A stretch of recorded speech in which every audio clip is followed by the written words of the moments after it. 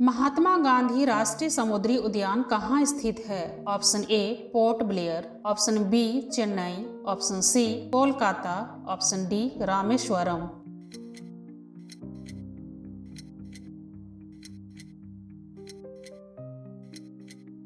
Answer option A Port Blair. Mahatma Gandhi समुद्री राष्ट्रीय उद्यान अंडमान द्वीप समूह के पोर्ट ब्लेयर के वंडूर में स्थित है।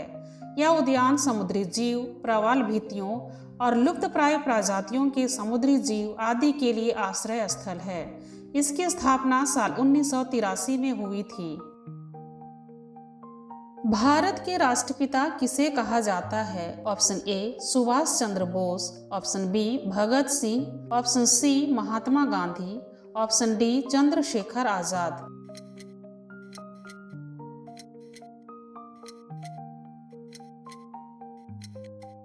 Answer option C Mahatma Gandhi. Mahatma Gandhi को भारत का राष्ट्रपिता कहा जाता है।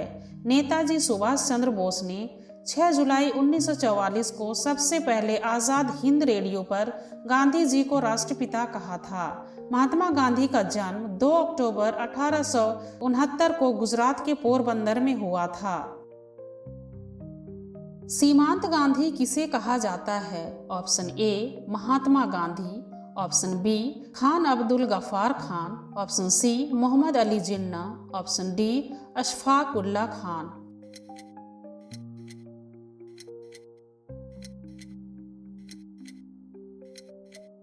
Answer option B Khan Abdul Ghaffar Khan.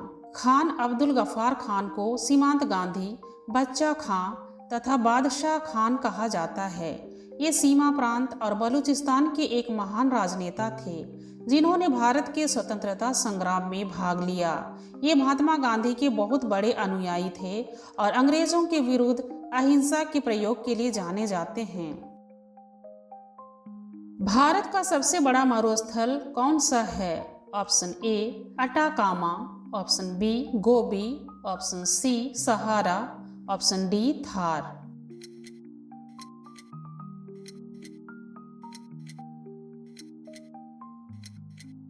Answer option D Thar. Bharat का सबसे बड़ा मरुस्थल थार मरुस्थल है। इसे महान भारतीय मरुस्थल भी कहा जाता है।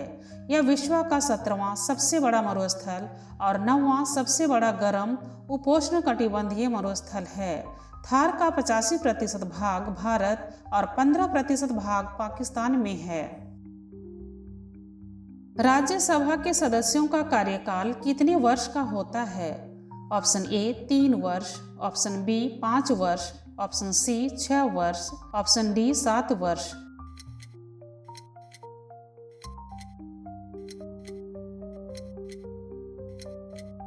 आंसर ऑप्शन सी 6 वर्ष। राज्यसभा के सदस्यों का कार्यकाल 6 वर्ष का होता है। राज्यसभा एक स्थायी निकाय है तथा इसे भंग नहीं किया जा सकता। हालांकि हर 2 साल में इसके 1/3 सदस्य सेवानिवृत्त हो जाते हैं और उनकी जगह नए सदस्य चुने जाते हैं। भारत का उपराष्ट्रपति राज्यसभा का पदेन सभापति होता है। भारत में पहली बार कब राष्ट्रीय आपातकाल घोषित किया गया था? Option A 1962, option B 1971, option C 1975, option D 1965।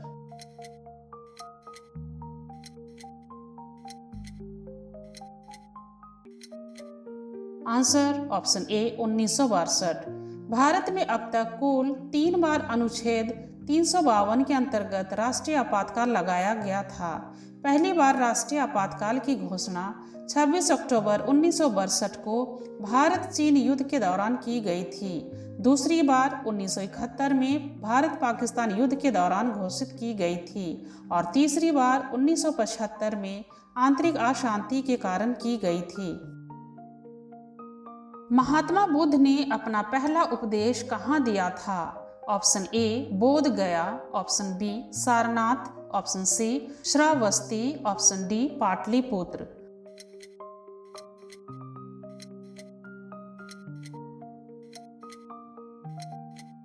Answer option B Sarnath. Mahatma Buddha ने अपना पहला उपदेश उत्तर प्रदेश के बनारस शहर के पास सारनाथ गांव में दिया था। इस घटना को धर्म चक्र प्रवर्तन के नाम से जाना जाता है। बुद्ध ने अपना पहला उपदेश 5 लोगों को दिया था। ये 5 लोग उनके जानने वाले ही थे, जो उनकी ही तरह ज्ञान प्राप्ति हेतु विभिन्न गुरुओं के पास जाकर साधना करते थे। महात्मा गांधी ने असहयोग आंदोलन कब शुरू किया था? Option A 1928, option B 1935, option C 1919, option D 1920।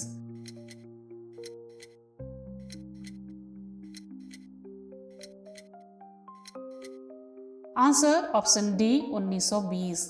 असहयोग आंदोलन 4 सितंबर 1920 को महात्मा गांधी द्वारा शुरू किया गया एक राजनीतिक अभियान था।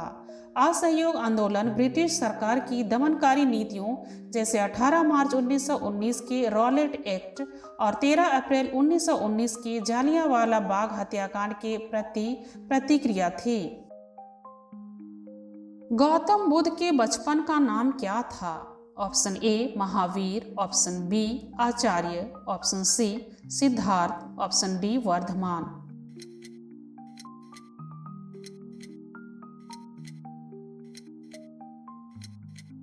Answer option C Siddharth. Gautam Buddha का जन्म 563 ईसा पूर्व में लुम्बिनी में हुआ था। गौतम बुद्ध के बचपन का नाम सिद्धार्थ था। उनके पिता का नाम राजा शुद्धोधन और माता का नाम महामाया था।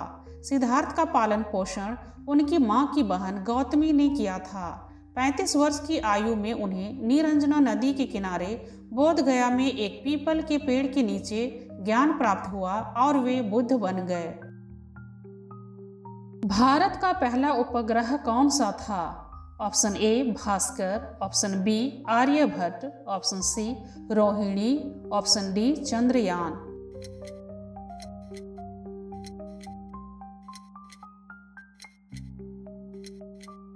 Answer option B Aryabhata. Aryabhata अंतरिक्ष यान प्रसिद्ध भारतीय खगोल शास्त्री के नाम पर भारत का पहला उपग्रह था। यह पूरी तरह से भारत में डिजाइन और निर्मित किया गया था और 19 अप्रैल 1975 को कपुस्टीन यान से सोवियत कॉस्मोस 3M रॉकेट द्वारा लॉन्च किया गया था। यह एक प्रायोगिक उपग्रह था। भारत के पहले प्रधानमंत्री कौन थे? Option A doctor Rajendra Prasad, option B Lal Bahadur Shastri, option C Gulzari Lal Nanda, option D Jawaharlal Nehru.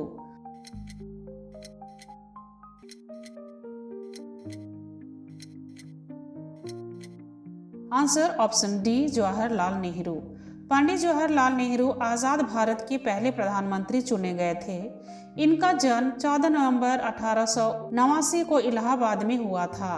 Pandit Jawaharlal Nehru 15 अगस्त 1947 से 27 मई 1964 तक भारत के प्रधानमंत्री थे। राष्ट्रीय हिंदी दिवस कब मनाया जाता है? ऑप्शन ए 14 सितंबर, ऑप्शन बी 10 जनवरी, ऑप्शन सी 15 अगस्त, ऑप्शन डी 26 जनवरी।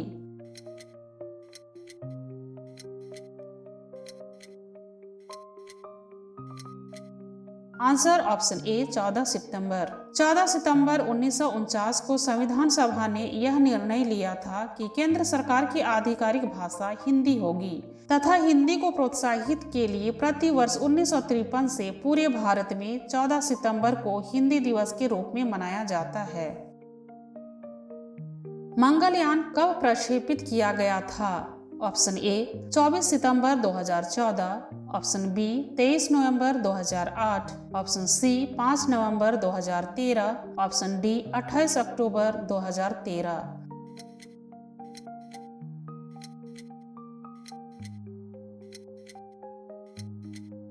आंसर ऑप्शन सी 5 नवंबर 2013। मंगलयान 5 नवंबर 2013 को 2:38 पर मंगल ग्रह की परिक्रमा करने हेतु छोड़ा गया था। यह उपग्रह आंध्र प्रदेश के श्रीहरिकोटा स्थित सतीश धवन अंतरिक्ष केंद्र से ध्रुवीय उपग्रह प्रक्षेपण यान PSLV C-25 के द्वारा सफलतापूर्वक छोड़ा गया। यह भारत का पहला मंगल अभियान था।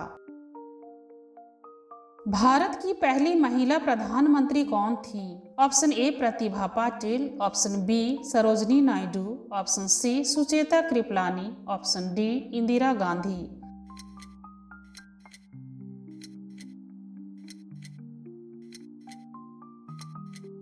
Answer option D Indira Gandhi. Bharat की पहली महिला प्रधानमंत्री इंदिरा गांधी थी। वह पहली बार 1966 में देश की प्रधानमंत्री बनी। लगातार 3 बार के लिए भारत गणराज्य की प्रधानमंत्री रही। चौथी पारी के दौरान उसकी हत्या कर दी गई। विश्व हिंदी दिवस कब मनाया जाता है? ऑप्शन ए 14 सितंबर, ऑप्शन बी 10 जनवरी, ऑप्शन सी 1 जनवरी, ऑप्शन डी 2 अक्टूबर।